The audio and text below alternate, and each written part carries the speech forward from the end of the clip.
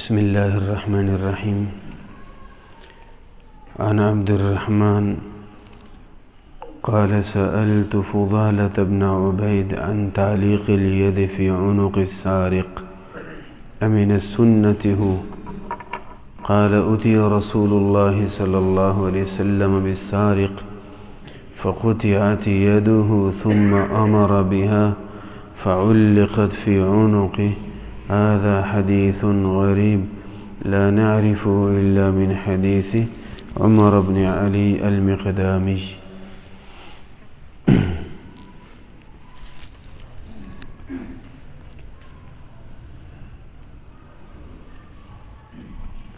اللہ رب العالمین نے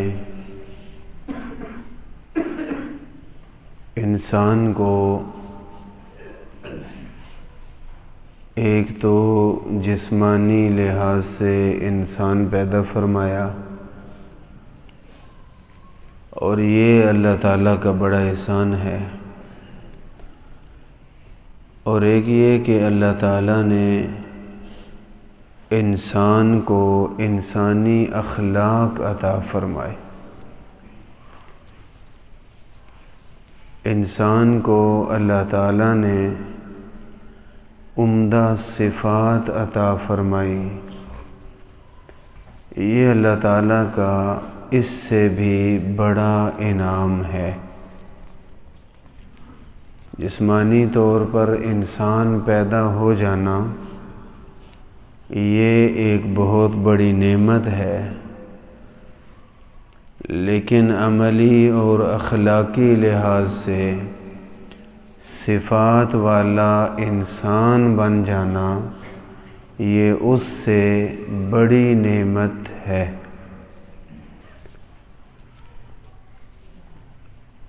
اللہ تعالیٰ نے جن لوگوں کو اوصاف اور اخلاق والا بنایا ہے، ان میں سب سے بڑا اور سب سے اونچا رتبہ ہے نبیوں کا۔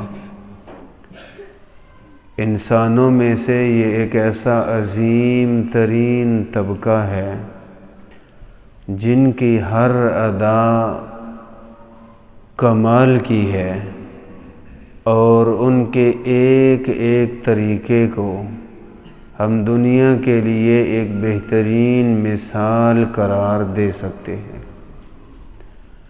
پھر جو جتنا نبیوں کے قریب ہوا عمل کرنے میں، وہ اتنا ہی اعلیٰ اخلاق والا اور اعلیٰ انسانی مرتبے والا ہے۔ جو پیدائشی طور پہ انسان تو پیدا ہوا، لیکن اس نے نبیوں سے کچھ نہیں سیکھا، اس نے اپنی مرضی کی زندگی گزاری ہے،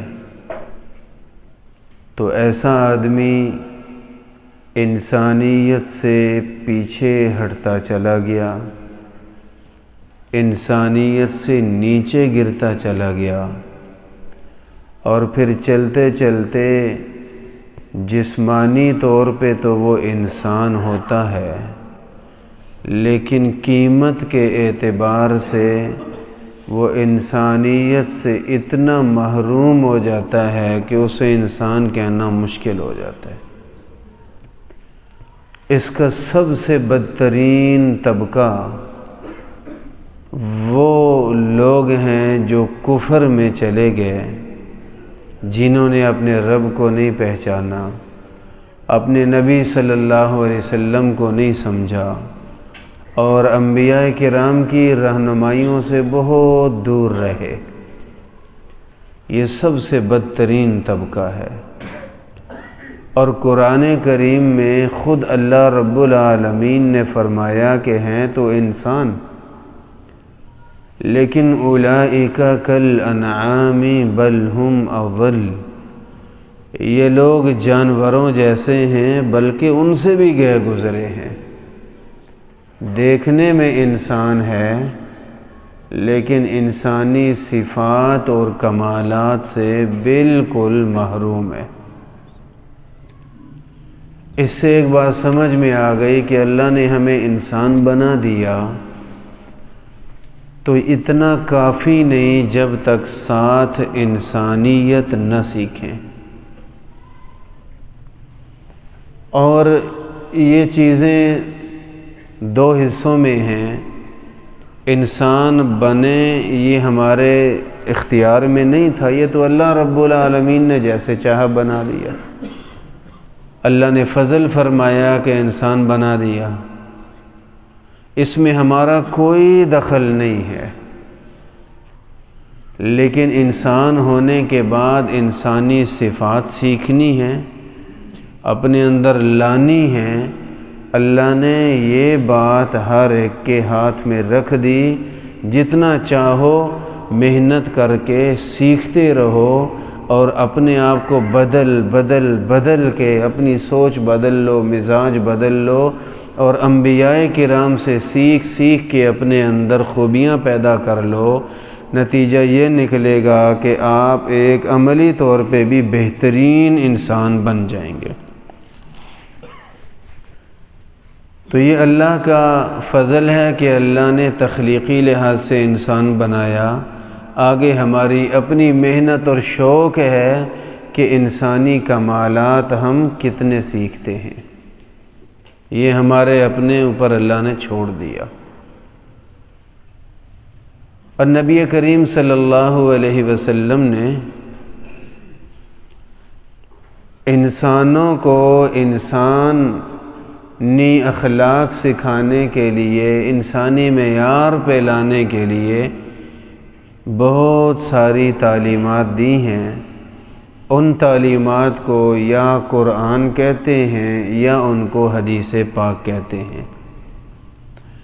اس کا مطلب یہ ہوا کہ جب ہم دین سیکھتے ہیں تو اللہ کی رحمت سے ہمیں وہ کمالات کچھ نہ کچھ ضرور نصیب ہو جاتے ہیں، اور کچھ خوش قسمت ایسے ہوتے ہیں جو اپنے اوپر محنت کر کے انبیاء کرام کی مبارک زندگیوں سے اپنے اندر کمالات اتنے بھر لیتے ہیں کہ ماشاءاللہ وہ برکت ہی برکت ہو جاتے ہیں، وہ ہدایت ہی ہدایت بن جاتے ہیں۔ بالکل ایسے جیسے آپ بازار سے کوئی نیا موبائل خریدتے ہیں۔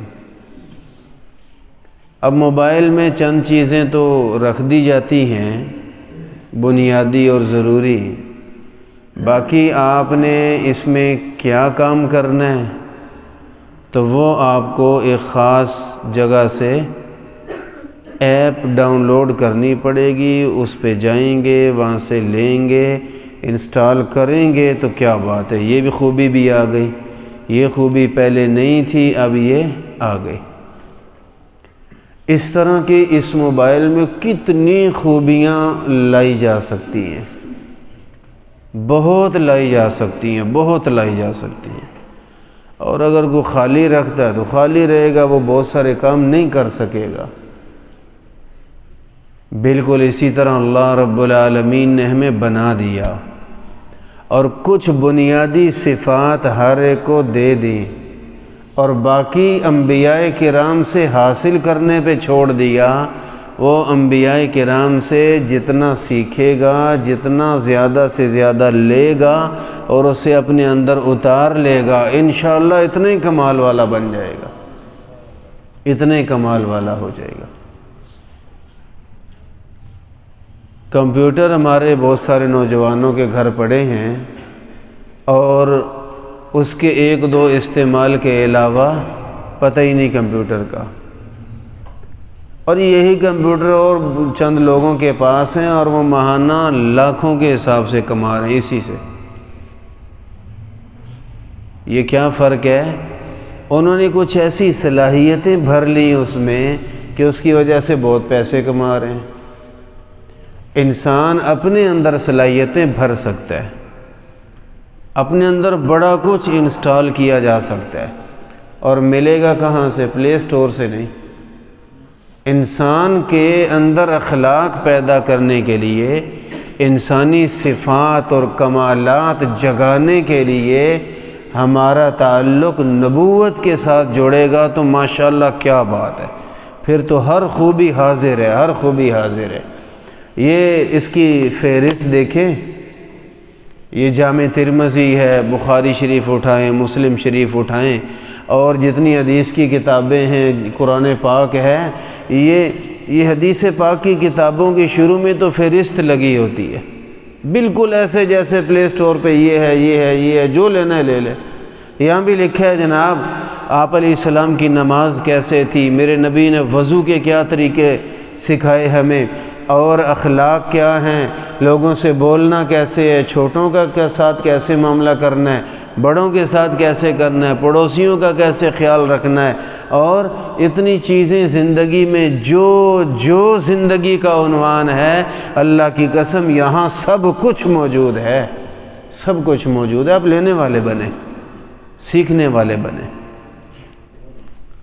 تو نبی کریم صلی اللہ علیہ وسلم نے کچھ نہیں چھوڑا، بڑا کچھ دیا، بڑا کچھ سکھایا امت کو، اور یقین کریں ایک ایک عنوان پہ اگر لگتے ہیں تو ایسی ہدایات کہ کبھی آدمی نے سوچا نہیں ہوتا کہ اس کے بارے میں بھی کوئی ہدایات ہوں گی، اس کے بارے میں بھی کوئی ہدایات ہوں گی۔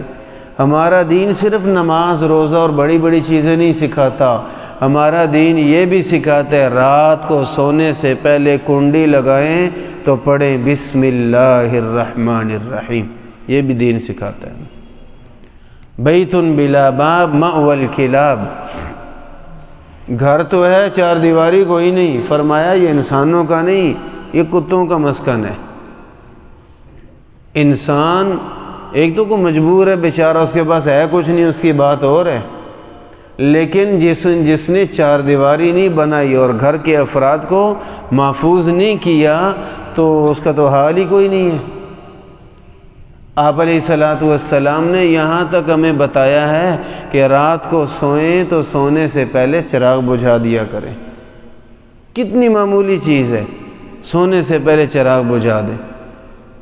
آپ علیہ السلام نے فرمایا یہ جو آگ ہے یہ تمہارے لیے کسی دشمن سے کم نہیں ہے، مسلم شریف کی حدیث ہے، اور آگ سے بڑے بڑے نقصان ہو جاتے ہیں، فرمایا جلتی آگ چھوڑ کے نہ سویا کریں، کیونکہ انسان سو جائے تو پھر کوئی پتہ نہیں کیا ہو رہا ہے، بڑے بڑے نقصان ہو جاتے ہیں۔ فرمایا جب بھی سونا ہے چراغ بجھا کے سوئیں، گھر میں کسی طرح سے بھی آگ جل رہی ہے تو آگ بجھا کے سوئیں۔ آگ کی بات ہے، یہ روشنیوں کی بات نہیں، کوئی لائٹ جلا کے سونا چاہتا ہے سو سکتا ہے، یہ ایک الگ معاملہ ہے۔ ایک مرتبہ رسول اللہ صلی اللہ علیہ وسلم گھر میں تشریف فرما تھے، تو چراغ جل رہا تھا، ایک چوہا آیا، جہاں چراغ پڑا تھا اس نے چیک کیا چوہے نے تو اس میں تیل تھا، تو گھی تیل ان چیزوں کو چوہے بہت پسند کرتے ہیں، تو چوہے نے اس میں منہ ڈالا، آگے کچھ ملا، اس کو گھسیٹ کے پیچھے جانے لگا، تو وہ کیا تھا؟ چراغ کی بتی، وہ جو روئی سی رکھی ہوئی تھی اس میں، اس کو گھسیٹ کے اس نے وہ وہاں تک لے گیا۔ جب اس کو سمجھ آئی کہ میرے کام کی چیز نہیں تو چھوڑ کے چلا گیا۔ اب نتیجہ کیا ہوا؟ اس بتی کے ساتھ آگ وہاں تک پہنچ گئی۔ اگر لوگ سو رہے ہوتے نہ جانے کیا ہو جاتا۔ آپ علیہ السلام نے فرمایا اس لیے ہم کہتے ہیں کہ رات کو سوتے ہوئے آگ بجھا کے سویا کریں، اس لیے کہ اس جیسے جانور اس جیسی حرکتیں کر جاتے ہیں۔ ہمیں تو ہمارے دین میں یہاں تک سکھایا گیا کہ آپ کے گھر میں کوئی بچہ ہے، اس نے فریج کھولی، آپ نے کہا جی انڈا اٹھا کے لاؤ، اس بچے نے انڈا اٹھایا، گر گیا، ٹوٹ گیا۔ اب اس کو ڈانٹنا ہے کہ نہیں ڈانٹنا؟ اس کے بارے میں بھی حدیث موجود ہے۔ لا رہے تھے ایسے بس گر گیا، برتن و کپ ٹوٹ گیا، گلاس ٹوٹ گیا، اس کے بارے میں بھی حدیث موجود ہے۔ رسول اللہ صلی اللہ علیہ وسلم نے ارشاد فرمایا کہ کوئی برتن ٹوٹ جائے، کوئی چیز گر کے ٹوٹ جائے تو اس پہ جھگڑا نہ کیا کرو، اس پہ جھگڑا نہ کیا کرو۔ ہر چیز کی اللہ کی طرف سے ایک عمر مقرر ہے۔ آپ کا موبائل ہے تو اس کی عمر ایک مقرر ہے اللہ کی طرف سے۔ جب وہ وقت پورا ہو جائے گا تو یہ ٹوٹے گا، ڈوبے گا، کچھ نہ کچھ ہو جائے گا اس کا۔ آپ کے گھروں کی برتنوں کی بھی نبی علیہ السلام نے فرمایا عمر مقرر ہے، اور جب وہ پوری ہوتی ہے تو اس نے ٹوٹنا ہی ٹوٹنا ہے، آپ جو مرضی کر لیں، لہٰذا نہ ڈانٹا کرو۔ ایک سوال، لو جی اب ہم ڈانٹیں ہی نا، اگر ہم نہیں ڈانٹیں گے تو پھر تو یہ روز تماشا لگے گا۔ نہیں بھائی، ہم گھر میں کسی کو نہیں ڈانٹتے اور ہمارے گھر روز چیزیں نہیں ٹوٹتی۔ اور جو ڈانٹنے والے وہ بتائیں کہ ڈانٹنے والے کے گھر میں نہیں ٹوٹتی چیزیں، نقصان تو ہر جگہ ہوتے ہیں۔ جو ڈانٹ رہا ہے، ڈانٹ کے باوجود بھی تو نقصان ہو رہا ہے نا۔ اس کا مطلب یہ ہوا کہ ڈانٹ ڈپٹ سے فائدہ کوئی نہیں، البتہ اس میں اور کئی نقصانات ہیں۔ آپ علیہ الصلوۃ والسلام نے اس کے بارے میں بھی ہدایت دی ہے کہ فرمایا ڈانٹا نہ کرو، بلکہ بس یہی یقین رکھو کہ اس نے اتنا ہی استعمال ہونا تھا بس۔ ہمارے ہاں خواہ مخواہ گھر میں امن ہوتا ہے، خیر خیریت ہوتی ہے، کپ ٹوٹ گیا، جنگ چھڑ گئی، ڈانٹ ڈپٹ، غصہ، گالی گلوچ، نہ جانے کہاں تک، ایک نہیں سارے شروع ہو جاتے ہیں، اس سے نقصانات ہوتے ہیں۔ بچوں کو ایسی چیزوں پر ڈانٹنے سے بڑے بڑے نقصان ہو گئے، بڑے بڑے نقصان۔ تو لہٰذا ہاں یہ کہا جا سکتا ہے بیٹا دیکھا نا، دھیان نہیں کیا تھا نا، نقصان کر بیٹھے ہو، دھیان کرنا چاہیے، پیار سے محبت سے سمجھا دیں اس کو، محبت سے۔ ڈانٹنا، گالیاں دینا، اندھے ہو، نظر نہیں آتا، ہاتھ ٹوٹ گئے تھے، یہ کہنا بالکل بیکار ہے۔ اور یاد رکھیں، ڈانٹنے والے یاد رکھیں محترم، کبھی آپ کے ہاتھ سے بھی اسی گھر میں گر جائے گی کوئی چیز، کیا پھر دوسروں کو حق ہے کہ آپ کے بارے میں بھی یہی کہیں، یہ سارے لفظ استعمال کریں؟ یا آپ سمجھتے ہیں کہ میں ایک ایسی ہستی ہوں جس سے کبھی کوئی نقصان نہیں ہو سکتا؟ ایسا تو نہیں ہے، انسان ہے، غلطی ہو ہی جاتی ہے، آپ جتنی مرضی احتیاط کریں۔ اس لیے ڈانٹ ڈپٹ، غصہ، گالی ان چیزوں پہ بالکل نہیں ہونی چاہیے۔ نبی کریم صلی اللہ علیہ وسلم نے بچوں پہ سختی کرنے کی بھی اجازت دی ہے، لیکن وہ اور معاملات ہیں، وہ اہم اور دینی معاملات ہیں، اہم معاملات اور بڑے دینی معاملات۔ مثال کے طور پہ نماز کے معاملے میں فرمایا 7 سال کے بچے کو نماز کا حکم کرو، ترغیب دیتے رہو، سمجھاتے رہو، اپنے ساتھ لے کے آتے رہو، عادت ڈالو۔ بچہ تو بچہ ہے نا، عادت آپ نے ڈالنی ہے، خیال آپ نے رکھنا ہے، اور اس کو اتنا پکا کر دو کہ وہ نماز نہ چھوڑے۔ لیکن فرمایا 3 سال تک تمہیں مارنے کی اجازت کوئی نہیں اگر وہ نماز نہیں پڑھ رہا۔ جب بچہ 10 سال کا ہو جائے پھر اگر نماز نہیں پڑھتا تو مارنے کی اجازت ہے۔ کیا مطلب؟ یہ مطلب نہیں ہے کہ عمر 10 سال ہو گئی، نماز میں ذرا سی کوتاہی ہو تو مارنا شروع کر دو، نہیں، یہ نہیں مطلب۔ اخیر ہو جائے تو مارنے کی اجازت ہے۔ 10 سال کے بچے کو بھی آپ پیار سے کہیں، اس کو بھی سمجھائیں، لیکن آپ دیکھ رہے ہیں کہ کسی طرح نماز کی طرف نہیں آ رہا، تو پھر گنجائش ہے اس بچے پہ ہاتھ اٹھا سکتے ہیں، اور وہاں مارنے کی کتنی اجازت ہے؟ معمولی اور مناسب حد تک، اتنا نہ مارا جائے کہ زخمی کر دیں، خون بہا دیں، ہڈیاں توڑ دیں، یا کوئی اس سے بڑا نقصان کر دیں۔ یہ مارنے کی ماں باپ کو بھی اتنی اجازت نہیں ہے، نہ ماں باپ کو نہ استاد کو۔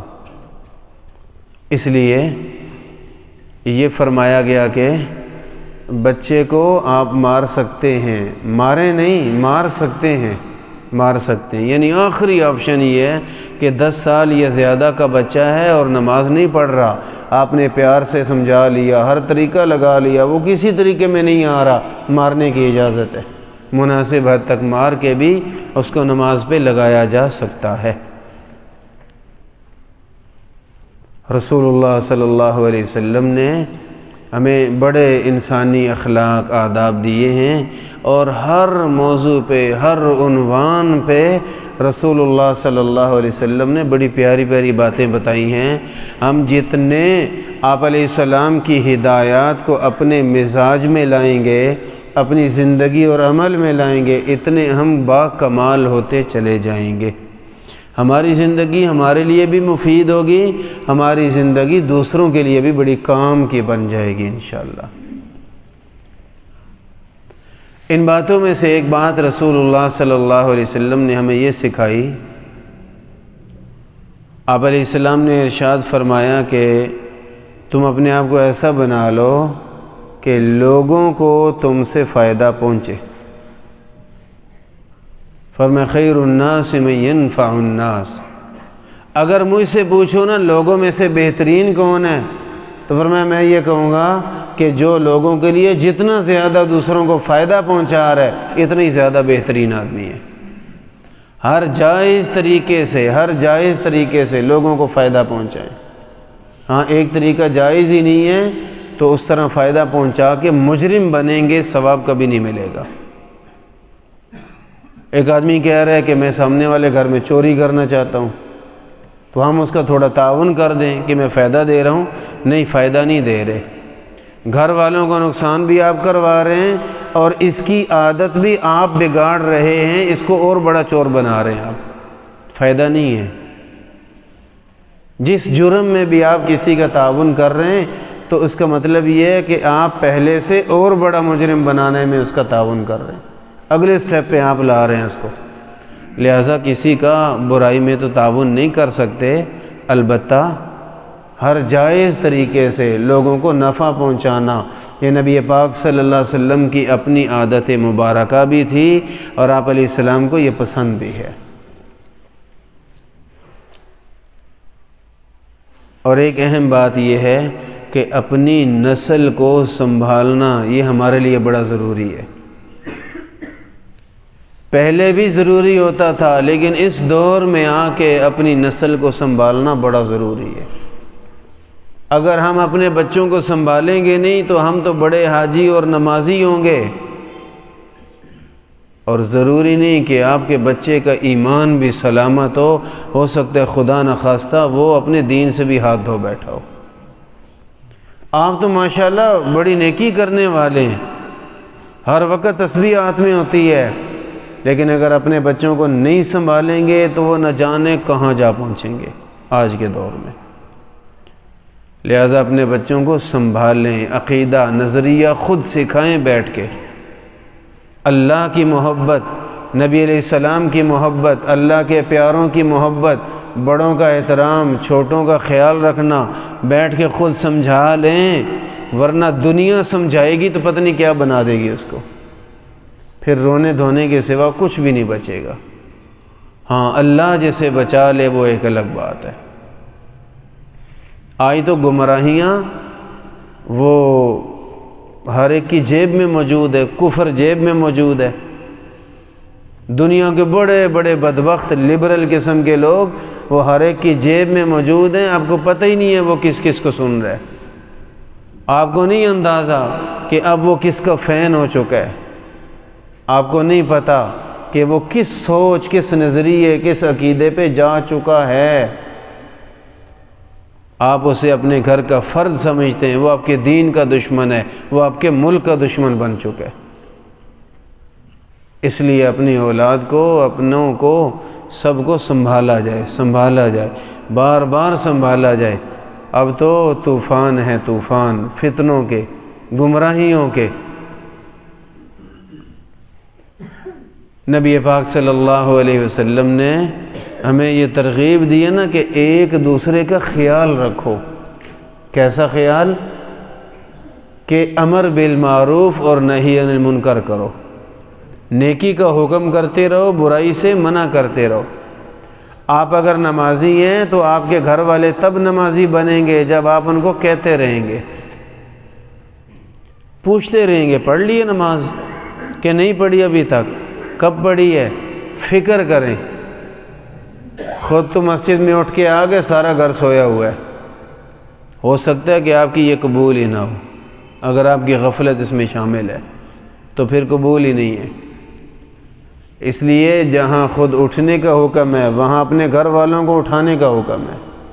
اللہ تعالیٰ نے ایک نبی کی تعریف کرتے ہوئے فرمایا کان یأمر اہلہ بالصلاۃ، وہ اپنے گھر والوں کو نماز کا حکم کیا کرتے تھے۔ اللہ بڑے خوش تھے ان کی ادا سے۔ سارے انبیاء حکم کرنے والے تھے لیکن وہ ان کو زیادہ فکر تھی تو اللہ نے ان کا ذکر فرمایا۔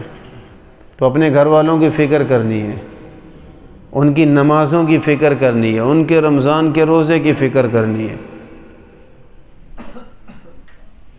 جس طرح ہم بچے کے اسکول کی فکر کرتے ہیں، یونیفارم کی فکر کرتے ہیں، بچے کی فیس کی فکر کرتے ہیں، بچے کی ٹیوشن کی فکر کرتے ہیں، تو اسی طرح بچے کے دین کی، نماز کی، قرآن کی، معمولات کی بھی فکر کرنی چاہیے۔ قرآن کریم میں اللہ تعالیٰ نے فرما دیا یا ایھا الذین آمنوا قوا انفسکم واہلیکم نارا، اے ایمان والو اپنے آپ کو بھی جہنم سے بچاؤ، اپنے گھر والوں کو بھی بچاؤ۔ اللہ معاف فرمائے، کیا کوئی چاہتا ہے کہ میں تو جنت میں بیٹھ کے مزے اڑا رہا ہوں، میری بیوی جہنم کی آگ میں جل رہی ہو، میرے بچے چیخ و پکار کر رہے ہوں اور کسی کو رحم نہ آئے ان پہ، مار دھاڑ چل رہی ہو، وہ بدترین تشدد کی زد میں ہوں اور ہم جنت کے مزے اڑا رہے ہوں؟ ہے کسی کو پسند؟ کیا جنت جہنم صرف میرے لیے ہے، میرے گھر والوں کے لیے نہیں ہے؟ ظاہر ہے کہ سب کی فکر ہم نے خود کرنی ہے، تو لہٰذا یہ فکر ہونی چاہیے اور اپنے گھر والوں کا جتنا آپ کے بس میں ہے خیال رکھیں۔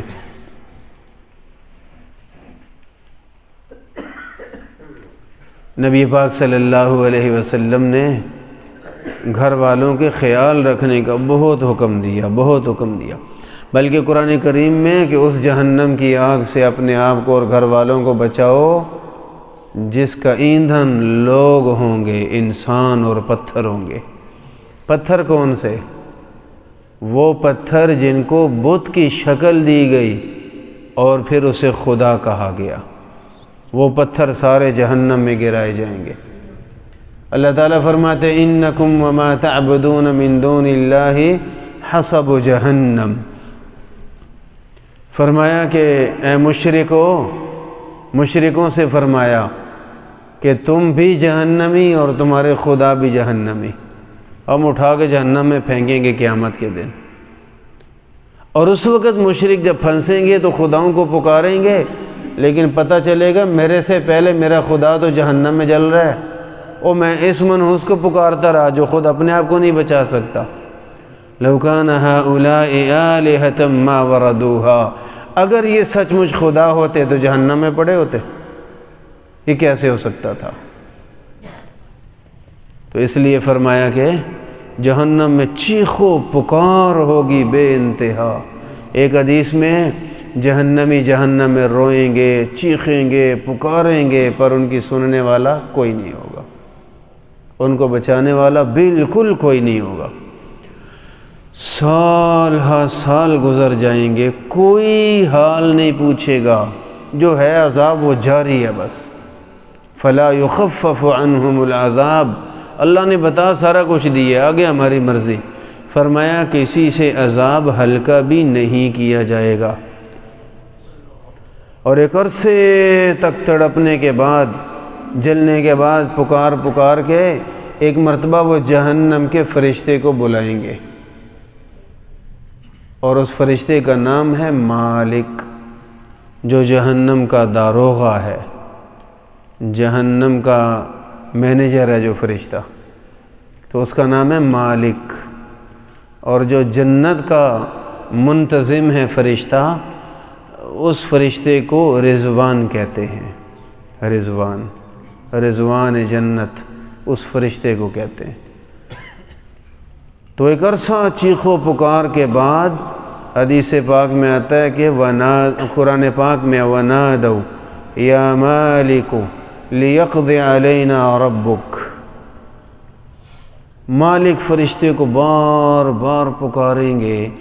ایک بار بڑی پکاروں کے بعد وہ جہنمیوں کی بات سنے گا، ابھی کیا مصیبت ہے، تو یہ کہیں گے لیقضی علینا ربک، ہماری تو اللہ سن نہیں رہا، ہم نے بڑی دعائیں مانگ لی، معافیاں مانگ لی، کوئی نہیں سن رہا۔ اے فرشتے، آپ کی تو رب سنتا ہے، ہم لوگوں کی ایک التجا ہے، رب تک پہنچا دیں اور اللہ تعالیٰ سے یہ درخواست کریں لیقضی علینا ربک، آپ کا رب ہمیں موت دے دے، مٹا دے، ختم کر دے، بس اس زندگی سے جان چھوڑائے ہماری۔ انہی جیسے دوسرے لوگ اللہ والے جنت میں مزے کر رہے ہوں گے، کہیں گے زندگی کا مزہ آیا ہی اب ہے، اب سمجھ آئی کہ الحمدللہ ہم پہ اللہ کا کتنا انعام ہے۔ اور یہاں کیا تمنا ہوگی کہ ہمیں فنا کر دیں، ختم کر دیں، موت دے دیں بس۔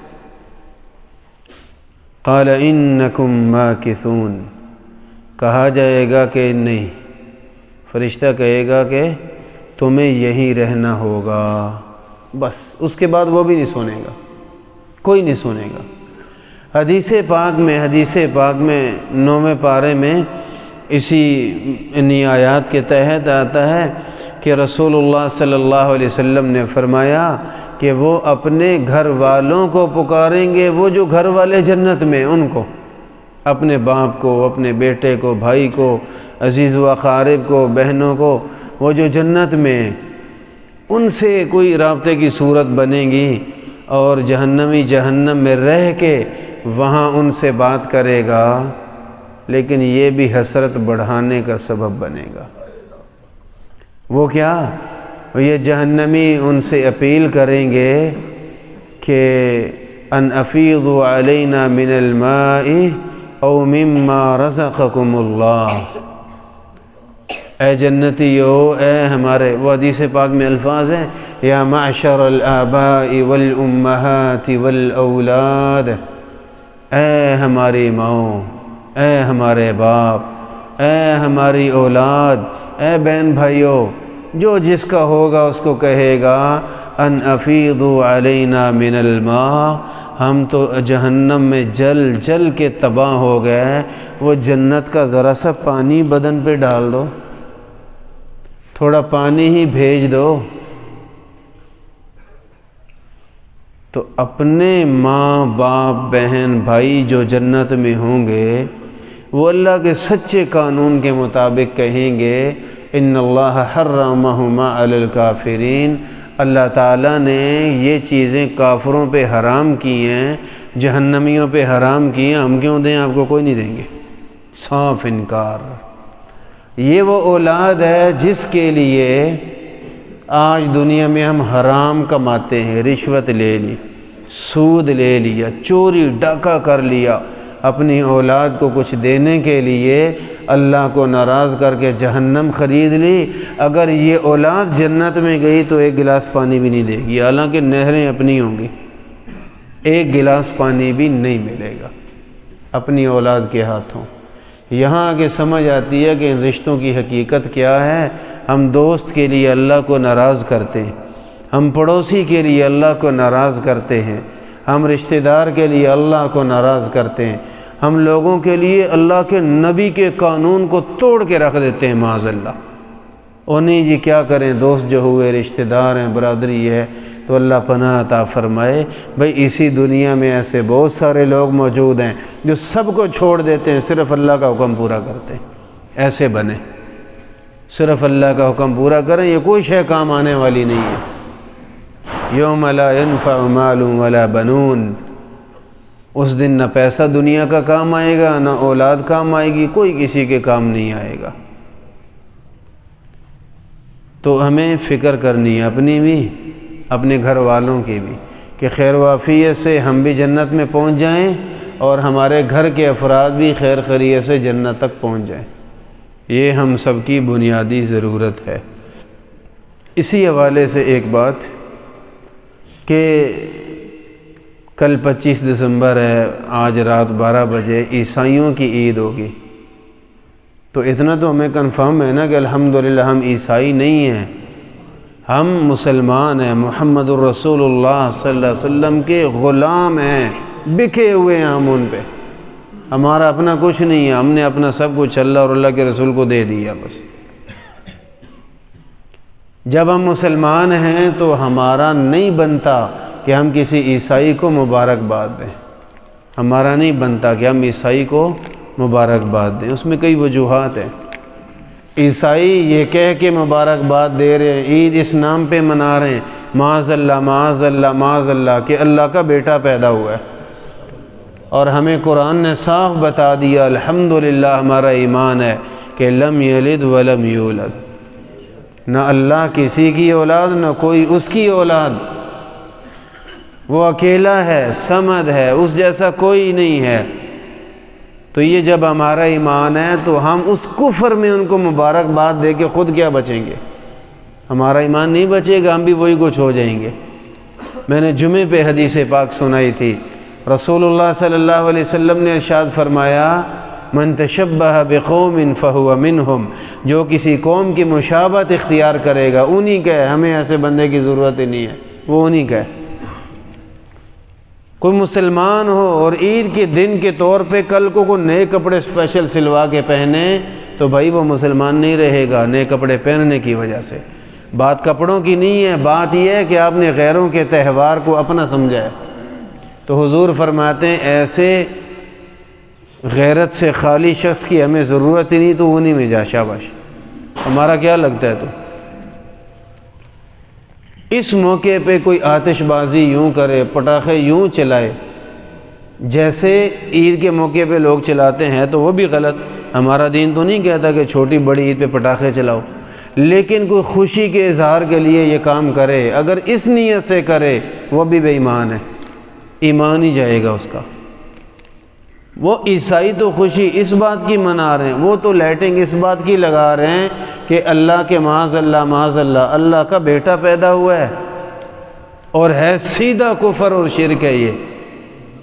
تو ہم اگر ان کے ساتھ کسی انداز میں بھی شریک ہوں گے تو ہم انہی جیسے کہلائیں گے، یہ قرآن و سنت کے پکے اصول ہے۔ لہٰذا مسلمان کو ایسے موقع پہ خالص مسلمان نظر آنا چاہیے، بس خالص مسلمان، مضبوط مسلمان نظر آنا چاہیے۔ اس دن کو ایک عام دن کی طرح گزار دیں بس۔ کوئی ایسا سٹیٹس لگانا، کسی سٹیٹس کو لائک کرنا، کسی میسج کو لائک کرنا جس میں اس طرح کی بات ہو، تو وہ ہمارے لیے کسی صورت جائز نہیں ہے۔ ہمارے کسی بھائی نے لگایا ہو تو اچھے انداز میں اس کو آگاہ کریں۔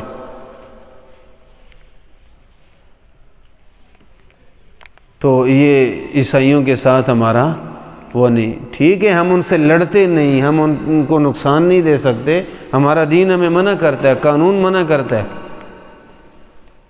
لیکن ہمیں خالص مسلمان نظر آنا چاہیے، یہ ہمارے لیے ضروری ہے۔ دوسری بات یہ کہ آگے آ رہا ہے 31 دسمبر، ہمارے یہاں تو الحمدللہ نہیں ہے، لیکن نیو ایئر نائٹ منائی جاتی ہے، نئے سال والی رات۔ وہ آج نیا سال شروع ہوا، کیا بات ہے، وہ یار سال نیا آئے گا تو ہم تو وہی پرانے نہیں ہیں، یہ ہم بھی نئے ہو جائیں گے، کوئی بوڑھا جوان ہو جائے گا اس سے، کوئی ان پڑھ پڑھا لکھا بن جائے گا ڈیٹ چینج ہونے سے، آج رات 12 بجیں گے تو یہ ہو جائے گا، کیا ہو جائے گا؟ وہی سارا کچھ۔ ہمارے یہاں تو نہ حکومت بدلے گی نہ نظام بدلے گا، وہی سارا کچھ جو ہم سہتے آ رہے ہیں وہی سہنا پڑے گا۔ تو اس لیے خوشی ہے کس بات کی کہ جی نیا سال شروع ہو گیا، تو نیا سال جناب کو کوئی پیغام بھی دے رہا ہے کہ آپ 1 سال اپنی قبر کے قریب ہو چکے، محترم تیاری کرو۔ سچی بات تو یہی ہے نا، اور ہم برتھ ڈے مناتے ہیں۔ یاد رکھنا اسلام میں اس کا کوئی تصور نہیں ہے برتھ ڈے منانے کا،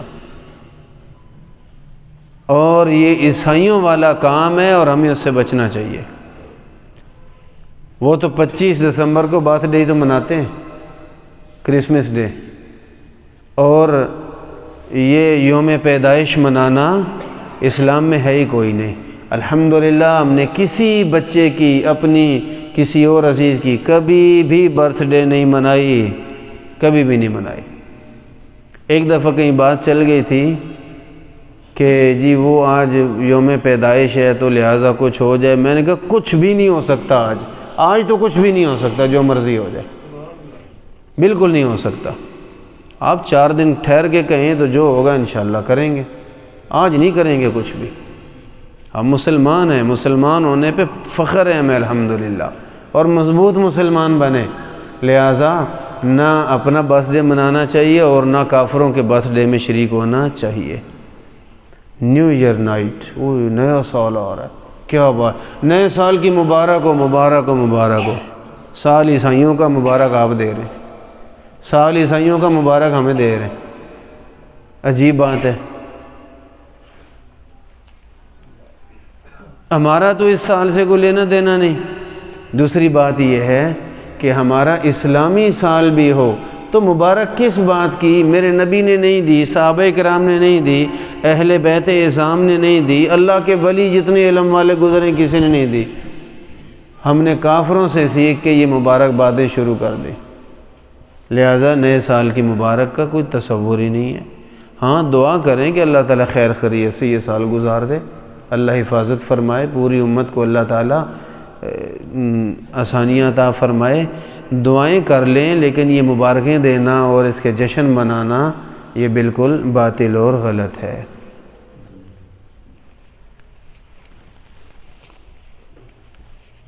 ایک سوال پوچھا گیا تھا کہ جب کسی کی 1-2 رکعتیں رہ جاتی ہیں، بعد میں آگے شامل ہوتے جماعت میں، جب امام صاحب سلام پھیرتے ہیں تو یہ اس نے تو اٹھ کے اپنی رکعتیں پوری کرنی ہیں. یہ کب اٹھے، کس وقت اٹھے؟ تو اس کا جواب یہ ہے کہ جب امام صاحب دونوں طرف سلام پھیر لیں پھر اٹھنے کا حکم ہے. عام طور پہ یہ ہوتا ہے کہ بس جیسے ہی ایک طرف سلام پھرتے سارے کھڑے ہو جاتے ہیں پیچھے والے. نہیں، جب دوسری طرف سلام پھیرتے ہوئے کہیں گے نا السلام علیکم ورحمۃ اللہ، اب جب آواز ختم ہو گئی اب اٹھنا چاہیے، دوسرے سلام کے بعد اٹھنا چاہیے.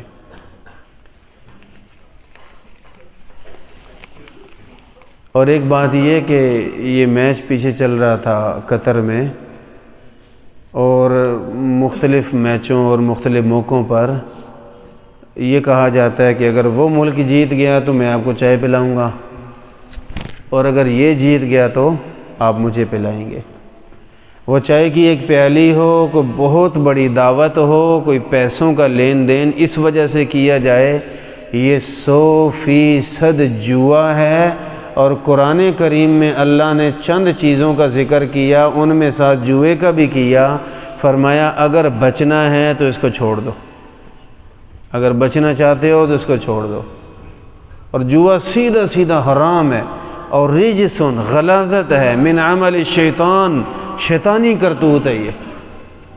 تو جوئے کی شکلیں بدل بدل کے جو اسی حقیقت میں رہیں گے تو وہ جوا ہی ہے، اور اللہ کے ہاں اس کی وہی حیثیت ہے. جوا ہوتا کیا ہے، اس کی تعریف کیا ہے؟ جوا یہ ہوتا ہے کہ اگر اس طرح ہو گیا تو پھر آپ خرچہ کریں گے، اور اگر اس طرح ہوا تو پھر میں کروں گا. وہ خرچہ 1 روپے کا ہو یا لاکھ روپے کا، حرام حرام ہے.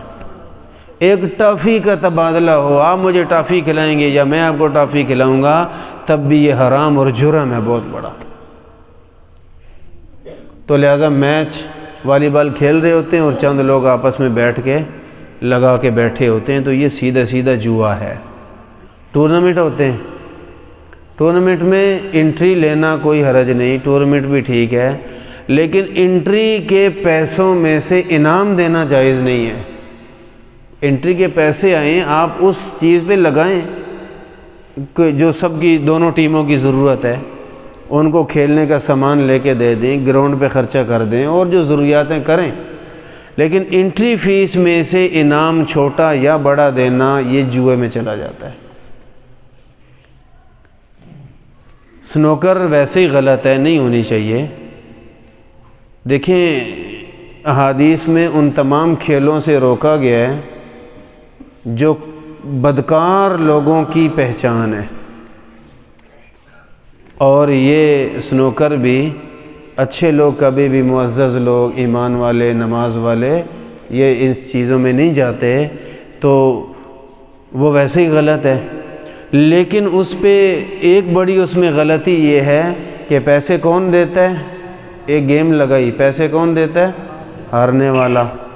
اب پتہ نہیں یہ ہارے گا یا وہ، شروع میں پتہ ہوتا ہے کون ہار جائے گا؟ نہیں پتہ ہوتا، تو یہ جوا ہے کہ کوئی نہیں پتہ کہ پتہ نہیں یہ خرچہ میرے اوپر آئے گا یا اس کے اوپر آئے گا، یا تو یہ تھوڑے سے بھی جائیں گے یا بہت زیادہ آ جائے گا۔ جوئے میں ایک یہ بھی داخل ہے، لاٹری۔ چھوٹے چھوٹے بچے پرچی لیتے ہیں 1 روپے کی، اب تو 1 کو پوچھتا کوئی نہیں ہوگا، 10 کی ہوگی، 5 کی ہوگی، تو 10 روپے کی پرچی لیجیے، پرچی دیکھی تو خالی، وہ 10 گیا، یا پرچی کھولی تو ماشاءاللہ گھڑی، سائیکل نکل آئی، بیٹ نکل آیا، بلہ نکل آیا۔ تو یہ 10 روپے میں بلہ تو نہیں ملتا، سائیکل تو نہیں ملتی، گھڑی تو نہیں ملتی 10 روپے کی، یا یہ تھوڑے سے پیسے یہ بھی جائیں گے اور یا بہت بڑی اماؤنٹ لے کے آئیں گے، تو یہ بھی قرآن و سنت کے حساب سے صاف صاف جوا بنتا ہے۔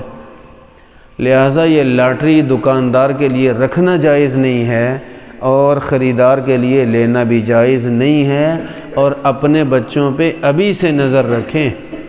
اگر یہ بچے پرچی آج لیں گے، رسک لینا شروع کریں گے، کرتے کرتے کرتے یہ کھیلوں سے جواری بن جائیں گے، اور پھر جو بڑے بن جاتے ہیں اللہ پناہ عطا فرمائے، وہ کیا کچھ بیچ دیتے ہیں اور کس کس حد تک چلے جاتے ہیں، اللہ پناہ عطا فرمائے۔